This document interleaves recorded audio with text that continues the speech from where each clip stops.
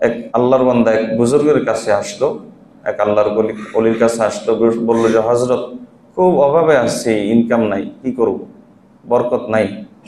হজরত বললেন যে তুমি সুস্থ? বলে হ্যাঁ সুস্থ। কথা, এটাই তো বরকত। আল্লাহ তাআলা যদি তোমাকে অসুস্থ করে হাসপাতালে শুয়ে রাখতেন, আর যদি তোমার সুস্থতার জন্য তোমার যদি এই দ্বারে ওই দ্বারে ঘুরে বেড়াতে হতো, তাহলে সেটা কি কেমন হতো? তোমার বিবি সুস্থ আছে? হ্যাঁ সুস্থ। এটাই তো বরকত।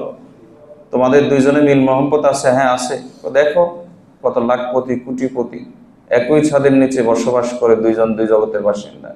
তাহলে তোমাদের স্বামী স্ত্রী মিল মহব্বত আছে, এটার নামই তো বরকত। তোমার ছেলে মেয়ে কথা শুনে, জি শুনে। তো দেখো কত লাখপতি কোটিপতি এমন আছে, ছেলে মেয়ে বেড়া হয়ে গেছে। তোমার ছেলে মেয়ে যে তোমার চোখের প্রশান্তি, অন্তরের প্রশান্তি, এটাই তো বরকত। বরকত কি শুধু টাকা পয়সা না? তো আল্লাহওয়ালা যারা হন, নেককার যারা হন, তাদের জীবনের বড় সফলতা হলো তাদের অন্তর প্রশান্তিতে থাকে, অন্তর সবসময় শান্ত থাকে। তো আমি গুনাহ করি আর চিন্তা করি যে আমার দিলটা শান্ত থাকতে হবে। জ্বালাইলাম আগুন আর চাই বরফের ঠান্ডা, চাই এসির ঠান্ডা। আসি আগুনের পাড়ে আর চিন্তা করি যে আমার জীবনটা ঠান্ডা হয়েছে। আল্লাহ বুঝার তৌফিক দান করুন। এটা বড় ধোঁকা।